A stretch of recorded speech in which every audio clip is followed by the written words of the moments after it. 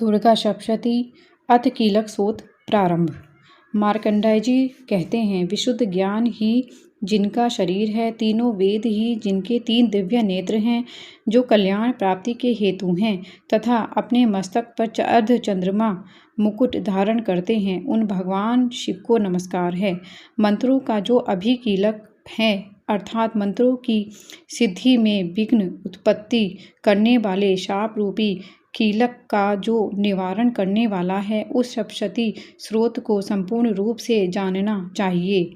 यद्यपि सप्तशती के अतिरिक्त अन्य मंत्रों में जप में भी जो निरंतर लगा रहता है, वह भी कल्याण का भागी होता है।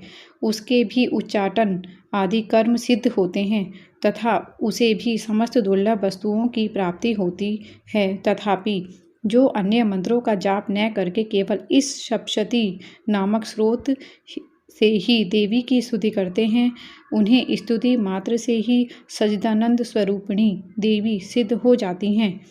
उन्हें अपने कार्य की सिद्धि के लिए मंत्र, औषधि तथा अन्य किसी साधन की उपयोग की आवश्यकता नहीं रहती।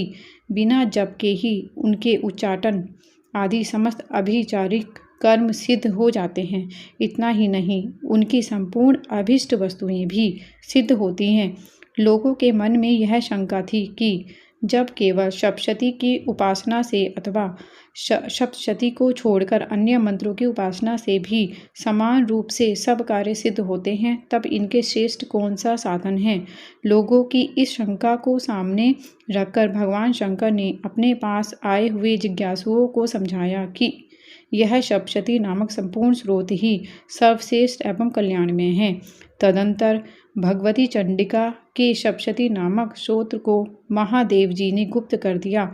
सप्तशती के पाठ से जो पुण्य प्राप्त होता है, उसकी कभी समाप्ति नहीं होती, किंतु अन्य मंत्रों के जपंजय पुण्य की समाप्ति हो जाती है।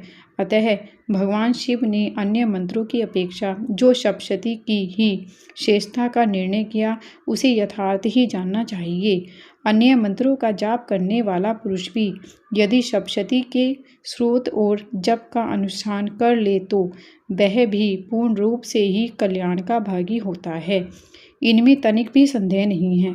जो साधक कृष्ण पक्ष की चतुर्दशी अथवा अष्टमी को एकाग्रचित होकर भगवती की सेवा में अपना सर्व कुछ समर्पित कर देता है और फिर उसे प्रसाद रूप में ग्रहण करता है, उसी पर भगवती प्रसन्न होती है, अन्यथा प्रसन्न नहीं होती। इस प्रकार सिद्धि के प्रतिबंध रूप कीलक के द्वारा महादेवी जी ने इस स्रोत को किलित कर रखा है। जो पूर्वोक्त रीति से निष्कालीन करके इस सप्तशती स्रोत का प्रतिदिन स्पष्ट उच्चारण पूर्वक पाठ करता है, वह मनुष्य सिद्ध हो जाता है, वही देवी का पार्षद होता है और वही गंधर्व भी होता है। सर्वत्र विचरने रहने पर भी इस संसार में उसे कहीं भी भय नहीं होता। वह अपमृत्यु के वश में नहीं पड़ता और देह त्यागने के अनंतर मोक्ष प्राप्त कर लेता है।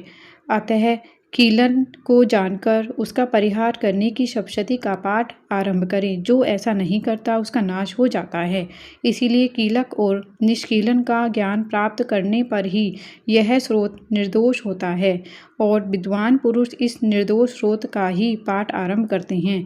स्त्रियों में जो कुछ भी सौभाग्य आदि दृष्टिगोचर होता है, वह सब देवी के प्रसाद का ही फल है। अतः इस कल्याण में स्रोत का सदा जप करते रहना चाहिए। इस स्रोत का मंद स्वर में पाठ करने पर सर्वकल्प फल की प्राप्ति होती है और उच्च स्वर में पाठ करने से पूर्ण फल की सिद्धि होती है। अतः उच्च स्वर में ही पाठ आरंभ करना चाहिए। जिनके प्रसाद से ऐश्वर्य, सौभाग्य, आरोग्य, संपत्ति, शत्रु नाश तथा परम मोक्ष भी सिद्धि होती है, उस कल्याण में जगदम्बा की स्तुति मनुष्य क्यों नहीं करते हैं। कीलक स्रोत संपूर्ण।